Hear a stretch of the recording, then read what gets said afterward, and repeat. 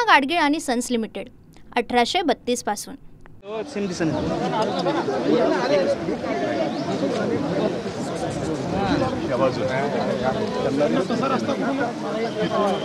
इथून एक रोड आहे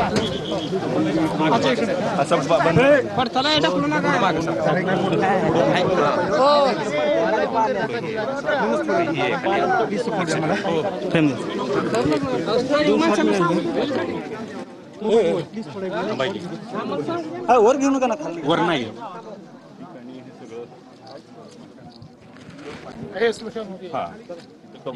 नाही वरून घे ना, डोक्यावरून घ्या, डोक्यावरून घ्या, नाही हलू शकत नाही, हलू शकत नाही।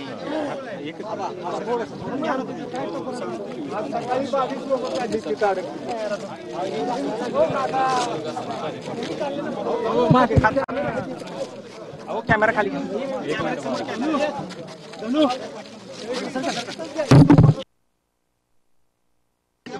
साहेब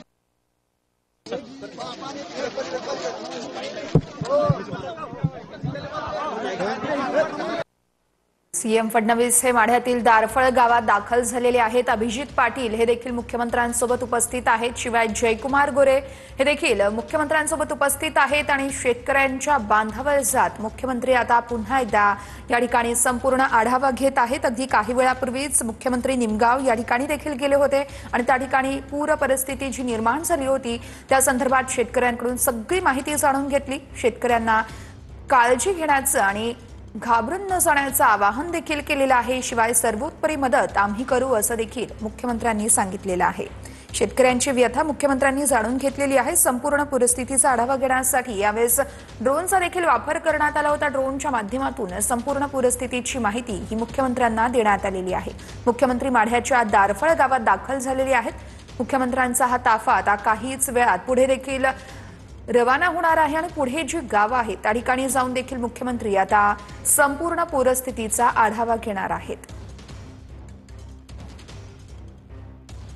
सोलापुरातील सीना नदीला आलेल्या महापुराची भीषण परिस्थिती पाहता या संपूर्ण भागामध्ये मोठ्या प्रमाणात नुकसान झालेलं आहे। शेती पिकांचं नुकसान झालेलं आहे, घरांचं देखील नुकसान झालेलं आहे आणि त्याच अनुषंगानं मुख्यमंत्री आता माढ्यातील दारफळ गावात जाऊन संपूर्ण पूरस्थितीचा आढावा घेत आहेत आणि त्यांच्यासोबत जयकुमार गोरे, अभिजित पाटील हे देखील उपस्थित आहेत आणि सगळी माहिती मुख्यमंत्र्यांना दिली जाते।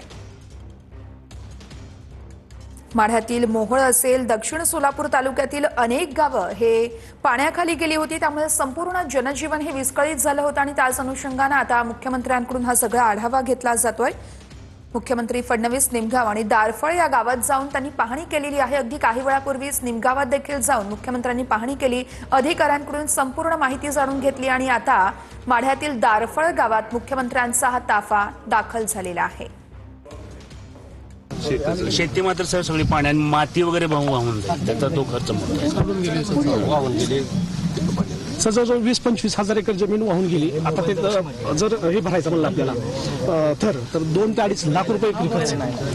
ते आपण त्याच्याकरता आता कालच आपण सांगितलं की जे आपले नॉर्म्स आहेत ते रिवाइज करायला सांगितले। ओके सर, कारण जुने नॉर्म्स आहेत ते परवडत नाही, त्यामुळे नवीन नॉर्म्स करायला सांगितले आहेत, जेणेकरून तो भराव करण्याकरता आपल्याला जास्तीची मदत त्याच्यामध्ये देण्याचा प्रयत्न। तर काही निकष आहेत ते आपण बदलू असं मुख्यमंत्र्यांनी सांगितलेलं आहे। शेती माती या ठिकाणी वाहून गेलेली आहे, हजारो एकर शेती पिकांचं नुकसान झालेलं आहे। त्याच अनुषंगाने आता शेतकरी हतबल झालेला असतानाच राज्य सरकारकडून देखील मदतीची यावेळेस माहिती देण्यात येते। मुख्यमंत्री फडणवीस माढ्यातील दारफळ गावात पोहोचलेले आहेत आणि संपूर्ण माहिती घेऊन आता मुख्यमंत्री आपण पाहतोय शेतकऱ्यांची व्यथाही जाणून घेत आहेत। उपमुख्यमंत्री शिंदेंकडून इथं ट्रक भरून मदतही सध्या रवाना झाल्याची माहिती आपल्याला मिळते। ही 2 दृश्य आपण पाहतोय। निवेदन आम्हाला द्यायचं आहे, तुमच्यापर्यंत आमच्या मागण्या पोहोचल्याच पाहिजे। आम्हाला बोलू द्या।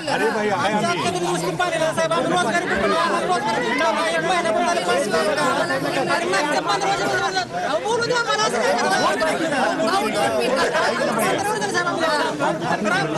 ग्रामपंचायत सुविधा आम्ही बांगलादेश निर्वचित आहे काय काम असा विषय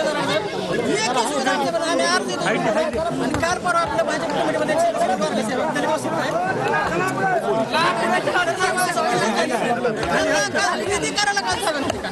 विधी करायची जागा नव्हती. अक्षरशः मी बोलत विधी केली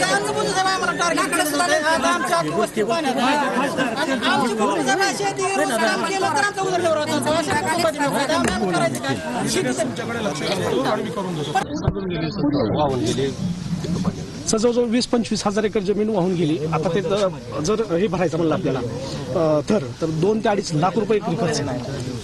ते आपण त्याच्याकरता आता कालच आपण सांगितलं की जे आपले नॉर्म्स आहेत ते रिवाइज करायला सांगितले. ओके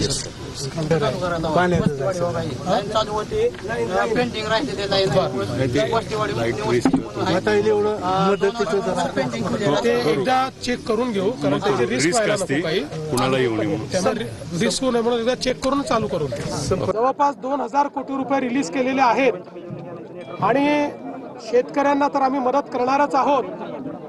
पण त्यासोबत आम्ही ज्यांच्या घरांचं नुकसान झालेलं आहे, ज्यांच्या अन्नधान्याचं नुकसान झालं आहे, अशांना देखील आम्ही मदत करणार आहोत. शासनाने हा निर्णय केलेला आहे की कुठलेही अधिकचे निकष न लावता आणि कुठे आवश्यकता असेल तर निकष शिथिल करून नागरिक केंद्रित मदत करायची आहे. केवळ नियमांवर बोट न ठेवता नागरिकांना आणि शेतकऱ्यांना मदत होईल, शेतमजुरांना मदत होईल अशा पद्धतीनं मदत करण्याचे निर्देश आम्ही दिलेले आहेत. आणि पहिल्यांदाच आपत्ती सुरू असताना ऑलरेडी आम्ही पैसे रिलीज करणं सुरू केलेलं आहे. दिवाळीच्या पूर्वीच आम्ही सगळ्यांना या ठिकाणी मदत करणार आहोत. ओला दुष्काळ जाहीर करावा अशी प्रामुख्याने मागणी होते. असं आहे की ओला दुष्काळ ही आपली बोलीभाषेतली टर्म आहे, पण पावसामुळे जे नुकसान झालेलं आहे ते सगळ्या नुकसानाची भरपाई आणि साधारणपणे टंचाईच्या परिस्थितीमध्ये आपण शेतकऱ्यांना ज्या सवलती देतो त्या सवलती अशा सगळ्या आम्ही द्यायचा निर्णय केलेला आहे. त्याच्यामुळे सगळ्या प्रकारच्या सवलती आम्ही देऊ. केंद्राची मदत अपेक्षित आहे का सर? आता पहिल्यांदा तातडीची मदत हा महत्वाचा विषय आहे. ती तातडीची मदत पहिल्यांदा शेतकऱ्याच्या खात्यामध्ये देण्याचं काम आम्ही करू आणि केंद्र सरकारही मदत करणार आहे. आपल्या माहितीकरता मी सांगतो की NDRF मध्ये काही ऍडव्हान्स पैसे केंद्राने आपल्याला दिलेले असतात जे आपण खर्च करणं चालू केलंय आणि आपण जे काही पैसे खर्च करू त्यातले जे त्यांच्या नावामध्ये बसतात ते आपल्याला ते प्रतिपूर्ती करतात. मागच्याही काळामध्ये तसंच झालेलं आहे. आणि जे त्यांच्या नावामध्ये बसत नाही ते आपण आपल्या नावामध्ये बसवून आपल्या निधीतनं ते पैसे देतो. त्यामुळे या ठिकाणी काल मंत्रिमंडळात चर्चा झालेली आहे आणि याकरता जो काही निधी लागेल तो देण्याचं आश्वासन मंत्रिमंडळाने दिलेलं आहे. सर आता इथे जी पूर परिस्थिती झालेली आहे, कोळेगाव नावाचं जे धरण आहे त्यातनं 160% भरलेलं असताना पाणी आधी सोडलं नाही आणि अचानक एकदम पाणी सोडून दिल्यामुळे हा फटका बसला. असं आहे की पाण्याच्या संदर्भात पाऊस हा ढगफुटीसारखा जेव्हा होतो त्यावेळेस रेग्युलर नियोजनाने पाणी सुटत नाही.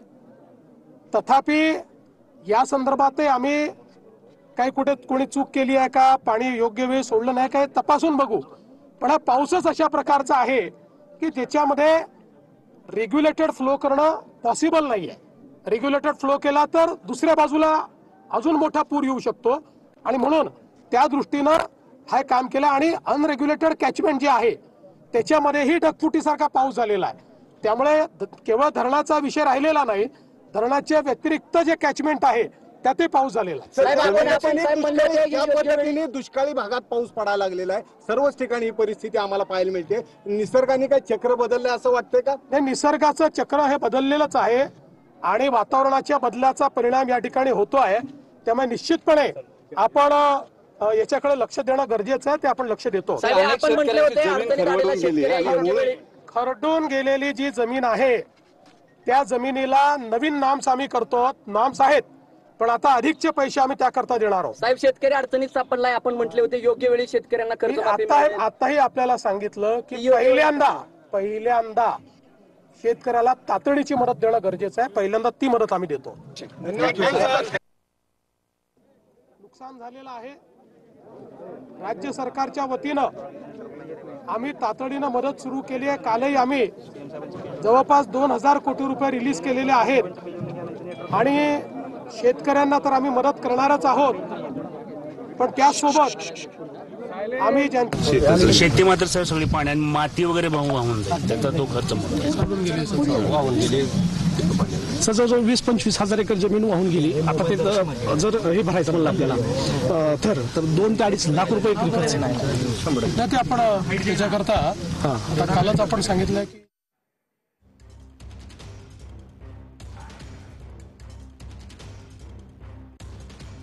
सर्व प्रकारची मदत ही शेतकऱ्यांना दिली जाणार असल्याचं मुख्यमंत्र्यांनी स्पष्ट केलेले आहे. अधिकचे निकष न लावता मदत दिली जाईल. वेळ आली तर निकषही शिथिल करून मदत करू असं मुख्यमंत्र्यांनी स्पष्ट केलेलं आहे. दिवाळीपूर्वी सर्वांना मदत केली जाईल. सर्व सवलती आम्ही देणार. शेतकऱ्यांना तातडीची मदत देणं खूप गरजेचं आहे. त्यामुळे लवकरात लवकर पैसे खात्यात कसे जमा होतील या संदर्भात आपण सगळ्या निकषांसंदर्भात अपडेट करणार आहोत. राज्य सरकारच्या वतीनं आम्ही तातडीनं मदत सुरू केली आहे. कालही आम्ही जवळपास 2000 कोटी रुपये रिलीज केलेले आहेत आणि शेतकऱ्यांना तर आम्ही मदत करणारच आहोत, पण त्यासोबत आम्ही ज्यांच्या घरांचं नुकसान झालेलं आहे, ज्यांच्या अन्नधान्याचं नुकसान झालं आहे, अशांना देखील आम्ही मदत करणार आहोत. शासनाने हा निर्णय केलेला आहे की कुठलेही अधिकचे निकष न लावता आणि कुठे आवश्यकता असेल तर निकष शिथिल करून नागरिक केंद्रित मदत करायची आहे. केवळ नियमांवर बोट न ठेवता नागरिकांना आणि शेतकऱ्यांना मदत होईल, शेतमजुरांना मदत होईल अशा पद्धतीनं मदत करण्याचे निर्देश आम्ही दिलेले आहेत. आणि पहिल्यांदाच आपत्ती सुरू असताना ऑलरेडी आम्ही पैसे रिलीज करणं सुरू केलेलं आहे. दिवाळीच्या पूर्वीच आम्ही सगळ्यांना या ठिकाणी मदत करणार आहोत. अशी प्रामुख्याने मागणी होते. असं आहे की ओला दुष्काळ ही आपली बोलीभाषेतली टर्म आहे, पण पावसामुळे जे नुकसान झालेलं आहे ते सगळ्या नुकसानाची भरपाई आणि साधारणपणे टंचाईच्या परिस्थितीमध्ये आपण शेतकऱ्यांना ज्या सवलती देतो त्या सवलती अशा सगळ्या आम्ही द्यायचा निर्णय केलेला आहे. त्याच्यामुळे सगळ्या प्रकारच्या सवलती आम्ही देऊ. केंद्राची मदत अपेक्षित आहे का सर? आता पहिल्यांदा तातडीची मदत हा महत्वाचा विषय आहे. ती तातडीची मदत पहिल्यांदा शेतकऱ्याच्या खात्यामध्ये देण्याचं काम आम्ही करू आणि केंद्र सरकारही मदत करणार आहे. आपल्या माहितीकरता मी सांगतो की NDRF मध्ये काही ऍडव्हान्स पैसे केंद्राने आपल्याला दिलेले असतात, जे आपण खर्च करणं चालू केलं आहे आणि आपण जे काही पैसे खर्च करू त्यातले जे त्यांच्या नावामध्ये बसतात ते आपल्याला ते प्रतिपूर्ती करतात. मागच्याही काळामध्ये तसंच झालेलं आहे आणि जे त्यांच्या नावामध्ये बसत नाही ते आपण आपल्या नावामध्ये बसवून आपल्या निधीतनं ते पैसे देतो. त्यामुळे या ठिकाणी काल मंत्रिमंडळात चर्चा झालेली आहे आणि याकरता जो काही निधी लागेल तो देण्याचं आश्वासन मंत्रिमंडळाने दिलेलं आहे. सर, आता इथे जी पूर परिस्थिती झालेली आहे, कोळेगाव नावाचं जे धरण आहे त्यातनं 160% भरलेलं असताना पाणी आधी सोडलं नाही आणि अचानक एकदम पाणी सोडून दिल्यामुळे हा फटका बसला. असं आहे की पाण्याच्या संदर्भात पाऊस हा ढगफुटीसारखा जेव्हा होतो त्यावेळेस नुकसान झालेलं आहे.